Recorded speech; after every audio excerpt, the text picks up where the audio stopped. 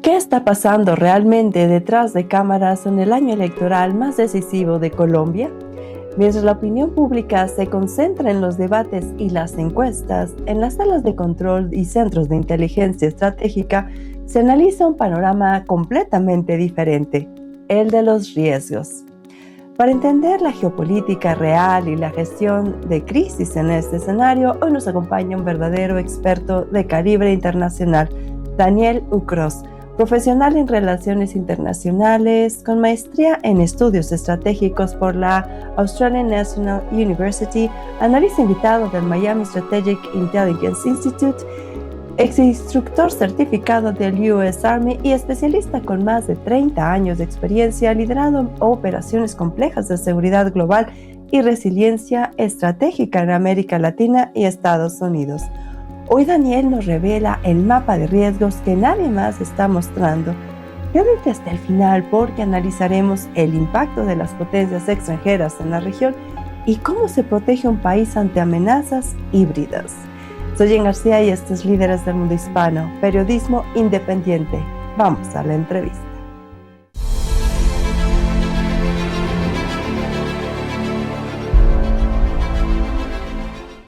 Bienvenido Daniel Ucros aquí a Líderes del Mundo Hispano. Muchísimas gracias, muy amable, muy buenas tardes, ya allá casi noches. Un gusto y muchísimas gracias por estar aquí, por invitarme y espero poder aclarar las dudas. Este ambiente tan tenso que se ha vivido a partir, pues tal vez desde el asesinato del candidato Uribe Turbay, que fue una cuestión lamentable, y desde entonces se ha visto un ambiente de violencia en torno a las elecciones. Y este próximo domingo se viene ahora sí que pues ya la primera vuelta para la cuestión de los presidentes. Entonces, en este sentido, la gente común todavía no ve qué pueda suceder en esta situación del mapa electoral a cómo está distribuido hoy en día. Bueno, mira, Colombia naturalmente está enfrentando una degradación progresiva de la seguridad, de la gobernabilidad y de su constitución nacional, la ley de leyes. Con ello quiero decirte que no es la primera vez, pero en estos momentos la situación se torna crítica. La situación más triste fue el asesinato de Miguel Uribe Turbay. Y eso fue el campanazo para entender el poder desestabilizador de los grupos armados transnacionales criminales que están en Colombia. Así que esos actores irregulares han evolucionado más allá del modelo tradicional insurgente o criminal del cual creemos conocer. Lo que quiero aclararte sobre el nivel de riesgo en estos momentos es un nivel de riesgo alto. Lo preocupante no es solo la capacidad desestabilizadora armada de estos grupos, porque eso es lo que hace un sentido común social que uno diga, para eso está la fuerza pública, para eso está la policía o hasta cierta medida para eso está un ejército. Pero resulta que en este proceso de desestabilización de esos grupos armados hay unas alas de idea política, aunque tú logres dudar mucho de eso. Y te lo voy a aclarar. Los movimientos revolucionarios criminales de Colombia son primero movimientos políticos que dicen nos reconocemos como un movimiento político / militar. Y esa es la virtud de por qué el proceso de paz del año firmado en el año 2016 en Colombia llegan al poder desde la política. O sea, ellos de una u otra manera llegaron al poder. Llegar al Congreso sin ningún voto por la vía armada es el objetivo principal. Así que, volviendo al tema, no es la capacidad armada la que cinéticamente podríamos entender más angustiante o de mayor riesgo, sino su capacidad de infiltración social, uno, política, dos, de impregnación psicológica en la sociedad civil, que mediante esas estructuras de presión formulan consecuencias híbridas que hoy en día la mayoría de las organizaciones de seguridad del mundo las conocen como células durmientes. En la guerra de guerrillas se llaman milicias urbanas. Esta situación vuelve a tornarse activa. Entonces, esas células dormidas son capaces de activar escenarios de desestabilización coordinada. Y quiero ser muy claro con la respuesta. Entonces, el nivel es tan alto que hay una distracción lateral sobre una acción armada, pero hay un proceso de revolución pacífica, desestabilizante y coordinada. El verdadero problema, y quiero ser aún más agudo con esto, no siempre es la confrontación armada directa, y es la aplicación de modelos de presión social asimétrica, que son conceptos que nosotros los expertos estamos en este momento analizando y que se ejecutan sobre una guerra no convencional. ¿Por qué? Porque son tan capaces de hacer bloqueos estratégicos de un puerto como sucedió la semana pasada en una, y te lo voy a decir, en New Jersey, un grupo social o una tribu se reúne, se llama por la vía de la red social y bloquean el puerto. En Colombia está pasando por medio de dos acciones. Una, por la sociedad civil ingenua e incauta en una presión asimétrica de bloqueo estratégico de vía, como es la vía panamericana. La vía panamericana en Colombia en este momento es inandable, es imposible moverse sobre la vía panamericana. Es una vía que tiene 500 kilómetros en Colombia, son más de 3.000 kilómetros que cruzan desde Estados Unidos hasta la Patagonia y que de una u otra manera paralizan logísticamente el principal puerto de Colombia, que está en Buenaventura, hacia el centro del país.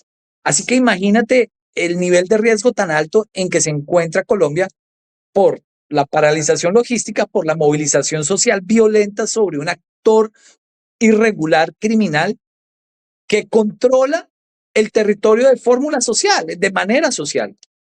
Entonces, ahí viene otro punto que le llamo yo el sabotaje económico. No entra carga, no entran alimentos. Entonces, por ese lado, ya van bloqueando tres alas. Y hay una ala que la gente no ha querido entender en Colombia para estas elecciones sobre la respuesta del riesgo, y es que hay una coerción comunitaria. Y no necesariamente es un paro armado del que suele pasar en el Chocó. Cada cuarto día, cada quinto día, tú escuchas en el departamento del Chocó que hay un paro armado auspiciado por el ELN, auspiciado por un reducto de las FARC, auspiciado por un clan del Golfo, sino que hay una coerción comunitaria. Ahora imagínate esa sociedad civil, ese pequeño pueblo, esa población saliendo a ejercer su voto. Así que esa infiltración de la que yo te llamo política y de una u otra manera, hasta cierto punto sindical, genera una cooptación territorial y una cooptación gubernamental que va afectando el Estado colombiano. Entonces el riesgo es muy alto. En estos procesos que tú has visto, estimado Daniel, ¿hay capacidad en los organismos electorales de poder tener una elección pacífica, tranquila, bajo los parámetros establecidos? ¿O por lo que se ha venido dando en las últimas semanas, es muy probable que se sobrepasen las capacidades de estos organismos? Bueno, mira, siempre previo a cualquier tipo de elección democrática en Colombia hay un plan que se llama el Plan Democracia. Hay un planeamiento especial de operaciones de seguridad y defensa nacional que promueven la tranquilidad y la libre locomoción del ciudadano y de la sociedad civil colombiana para desarrollar y ejercer su voto libre y secreto. Una cosa es lo que se hace, pero otra cosa es la capacidad desestabilizadora de estos grupos armados totalmente asimétricos, totalmente híbridos, totalmente ilegales, que por medio de masas reducidas, menos de 500 personas, van a obstaculizar. Y la fórmula de refuerzo de ley sobre llegar a decir que van a haber elecciones pacíficas en término total, ¿no? Tendrán que haber, yo creo, y me voy a avisorar a decir que unas quemas de algunas mesas dentro de poblaciones aisladas de los cascos urbanos, que naturalmente van a ser cooptadas por estos grupos criminales transnacionales, que naturalmente van a ser violentadas por esas masas reducidas que quieren generar un impacto nacional y que al final pretenden perder 200 votos o 60 votos. Pero 200 votos en Colombia son más que cualquier voto que se pueda perder en un mal cruce de la X en una ciudad como Bogotá, en una ciudad principal como Medellín, en una ciudad principal como Cali. ¿Y por qué te digo eso? Porque esas pequeñas masas, o lo que nosotros llamamos masas reducidas, generan un impacto nacional desproporcionado cuando, uno, hasta allá va a tener que ir un helicóptero a recoger las mesas de votación. Dos, ¿cómo le garantizas el desplazamiento al cuerpo electoral o a la MOE de la OEA para supervisar y tomar los niveles de riesgo en reducir la pérdida de una persona porque alguno de estos grupos armados lo secuestre o los representantes de las Naciones Unidas? Entonces, eso hace que el plan democracia sea efectivo en las principales urbes, en las principales urbes de Colombia o en las capitales, pero en el eje rural de Colombia, las vías de tercera generación no son apropiadas y eso va a costar de cierta manera una imposibilidad, a pesar de ser votos menores en cantidad, los riesgos son mayores. Así que yo veo estas elecciones un poco, digamos, difíciles desde una óptica de riesgo y las veo aún más cooptadas desde la explicación anteriormente, lo que ya hoy en día nosotros conocemos como Plan Luna, que es el plan de lucha no armada. Entonces yo te conjugo estas dos escenarios, el ejercicio o la acción cinética violenta política y la lucha no armada, que es conocida, el Plan Luna, que ojalá más adelante podamos hablar de él. Pero pues quiero decirte que no va a ser fácil. Sí, esta parte que mencionas, que es algo con lo que muchos países, sobre todo del continente americano, ¿no? Han tenido que lidiar con estas comunidades aisladas, ¿no? Las eh, localidades. Se han visto por muchos años situaciones donde hay un vínculo, ¿no? De estas organizaciones transnacionales del crimen, pues con mucha presencia en estas áreas alejadas, ¿no? De las grandes ciudades. ¿Cómo se da esta situación para que finalmente termine favoreciendo a ciertos intereses, ¿no? Que están detrás de estos procesos? Yo te lo voy a responder. El Plan Luna es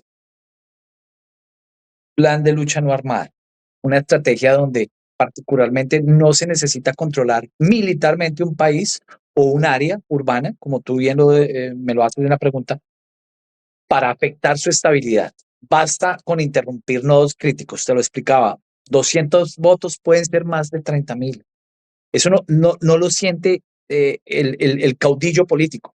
Pero cuando se controlan los nodos críticos de carreteras, de puertos, de combustible, de suministros de alimentos, de movilidad, de percepción pública, porque cuando tú vayas a escuchar que se quemaron unas mesas de votación en Pueblo Nuevo, Arauca, yo quiero entender cómo el plan democracia puede prevenir que 2 mesas de votación se quemen en Pueblo Nuevo o en Puerto Jordán, Arauca. Es difícil. Y zonas apartadas dentro del Guaviare, Calamar Guaviare, que es una zona, es un epicentro de narcotráfico colombiano. Eso hace que haya una gran dificultad en la imposición de la ley, en la imposición de la seguridad, para que de una u otra manera se ejerza la democracia libre y natural en un país democrático como Colombia. Así que yo no podría definir que estas elecciones estén muy claras. como lo han venido sucediendo en los últimos 30 años, con las dificultades que se tuvieron en la época de Pablo Escobar para poder entender que también había una coerción del narcoterrorismo, como lo hoy se ve también, porque la mayoría de los grupos eh, irregulares con que está Colombia sufriendo, que están por encima de 30.000 en armas y que hay más de 200.000 hectáreas cultivadas de coca, puedan lograr minimizar su accionar militar y o su influencia ideológica. Porque vuelvo y te digo, ellos son partidos políticos militares alzados en armas. Así se denominan, pero realmente son grupos criminales transnacionales que su financiación no procede distinto del narcotráfico, el secuestro y la extorsión. En este sentido que planteas, Daniel, situaciones de levantamientos, ¿crees que se den estas situaciones en este proceso electoral, llegando, por ejemplo, a esta primera vuelta? Yo creo que Colombia cuenta con una fuerza pública muy sólida. El plan democracia siempre ha sido un plan efectivo. Las experiencias del pasado los hace ser una de las mejores fuerzas del orden en términos de guerra irregular, muy proactivas, muy preventivas, muy eficientes. Sin embargo, eh, estas elecciones son atípicas y tú lo decías en tu buena pregunta. El hecho de haber vuelto a asesinar a un precandidato presidencial del nivel de Miguel, pues eso nos hace abrir los ojos de una manera más grande para entender que las amenazas van a tener un mayor nivel de capacidad sobre los riesgos que a pesar que queramos cumplir como fuerza pública, en la fuerza pública, pues eso va a hacer que las exigencias sean mayores. No sin antes decirte que el Estado puede perder una capacidad de anticipación, de inteligencia preventiva y control territorial efectivo, por lo que te hablaba, porque ya las acciones no van a ser cinéticas, sino van a ser populares de violencia política. Entonces, poner el ejército en contra de una sociedad, de un pequeño grupo de sociedad civil, ya el ejército ha sufrido secuestros comunitarios, donde los reduce la comunidad y los minimiza y les pega. Entonces, la exposición va a ser mayor. El objetivo de estos grupos, particularmente de estas masas pequeñas, pues va a ser generar un impacto internacional que les va a costar mayor dificultad. Y lo que menos quiere un soldado o un policía es entrar en un fuego que ponga en duda la legitimidad de las elecciones dentro del respeto de los ciudadanos colombianos. ¿Hay alguna indicio en que haya fuerzas extranjeras, potencias interesadas en lo que está pasando en Colombia? ¿Algún respaldo?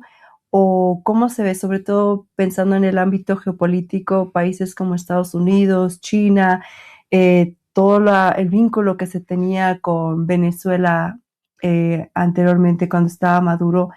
¿Se prevé que haya todavía elementos jugando en estos procesos?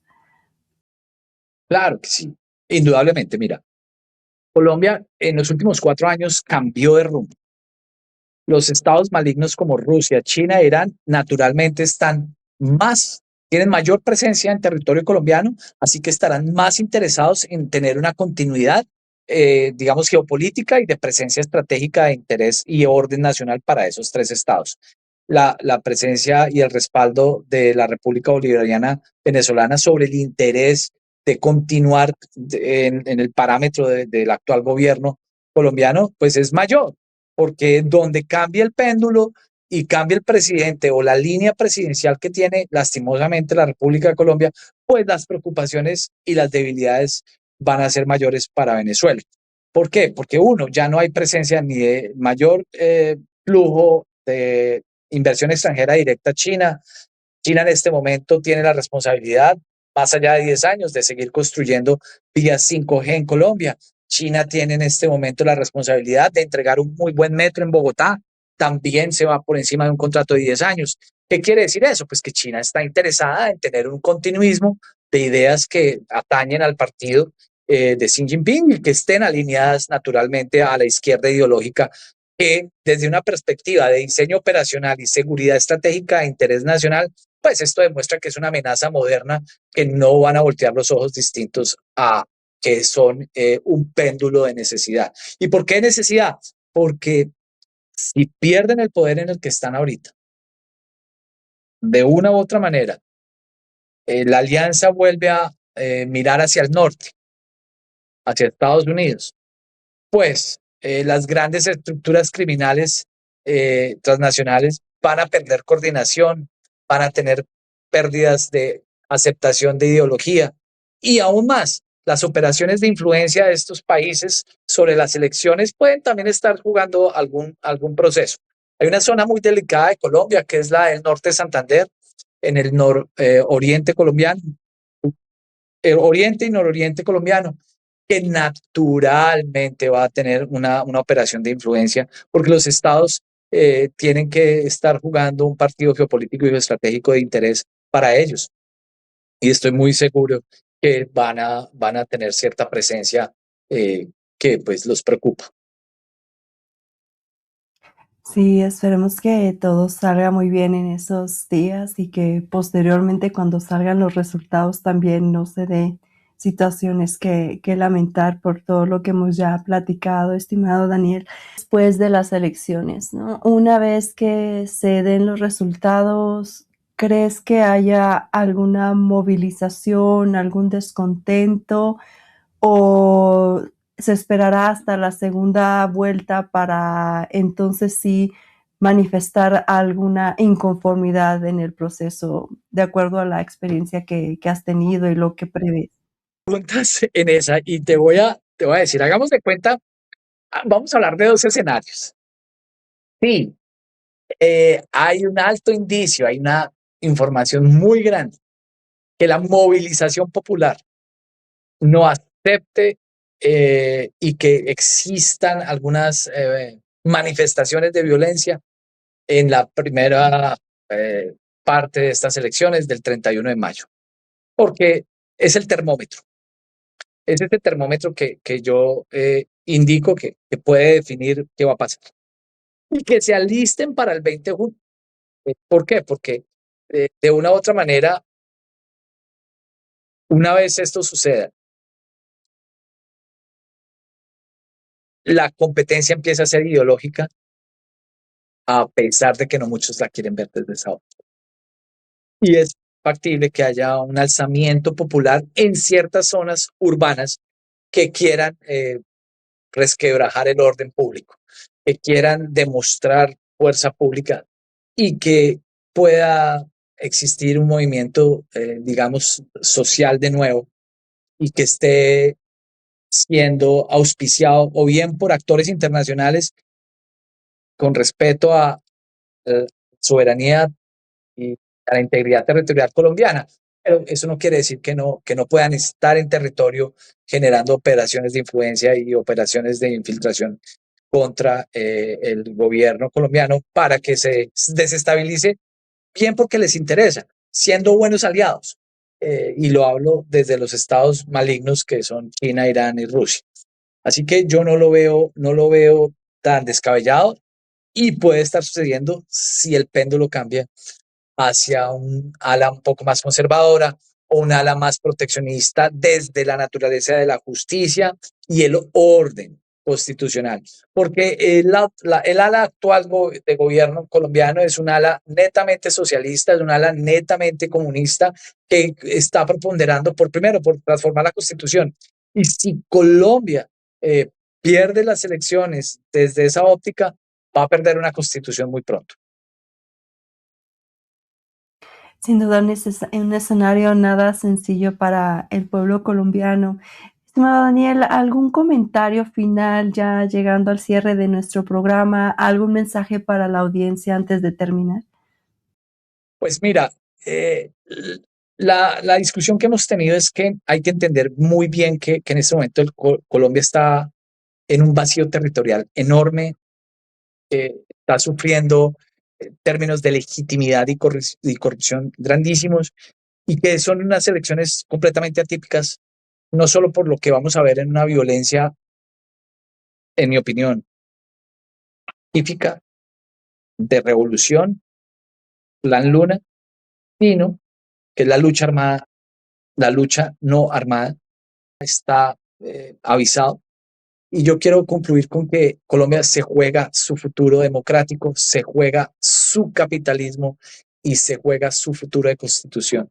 Ojalá Colombia no vaya a perder esas tres libertades, porque si le cambian la constitución, el gobierno se arraiga en el poder, Colombia pierde el norte y es muy seguro que entren en un nuevo socialismo mucho más álgido del siglo XXI, a pesar de que Colombia todavía tiene instituciones con una separación de poder muy clara. Pero hay 4 millones de servidores públicos que todavía penden de los gobiernos y eso es una gran debilidad en Colombia. Y así le pasó a Venezuela. Y cuando los empleados públicos, sus casas dependen de el gobierno de turno, cambia el péndulo facilito. No hay soberanía intelectual y 4 millones son 4 millones de votos. Así que quiero decirte que son totalmente atípicas de una presión híbrida que van a generar escenarios de desestabilización asimétrico y que es de lucha no armada, que pueden haber cosas difíciles este 31 y en junio 20. Entonces, esperemos que la ciudadanía tenga coherencia y entienda lo que está en juego. Muchísimas gracias por tenerme aquí y espero pues volverme a ver contigo en otro escenario distinto. Muchas gracias, estimado Daniel Cross, por estar aquí en Líderes del Mundo Hispano. Con todo gusto nos volvemos a encontrar para ver los resultados de estas elecciones. Así será. Muchísimas gracias y una muy buena noche. Igualmente. El análisis de hoy nos deja claro que la seguridad y la estabilidad institucional son el pilar de cualquier democracia en el siglo XXI. Queremos agradecerle a usted que forma parte de esta comunidad, que busca ir más allá de los titulares comunes y entender la geopolítica real con datos y análisis de nivel estratégico. Si este contenido le aportó valor y quiere que sigamos trayendo a expertos de la talla de Daniel Lucroz, denle me gusta al video, suscríbanse al canal, activen la campanita de notificaciones y compártanlo. Y ahora la pregunta para todos es, de los riesgos que analizamos hoy, ¿cuál creen que es el mayor desafío para el futuro de la región? Déjenos su opinión aquí abajo. Los estaremos leyendo a todos. Gracias por acompañarnos. Soy Jen García y esto fue Líderes del Mundo Hispano, periodismo independiente. Estamos por y para ustedes. Nos vemos en el próximo análisis geopolítico. Hasta la próxima.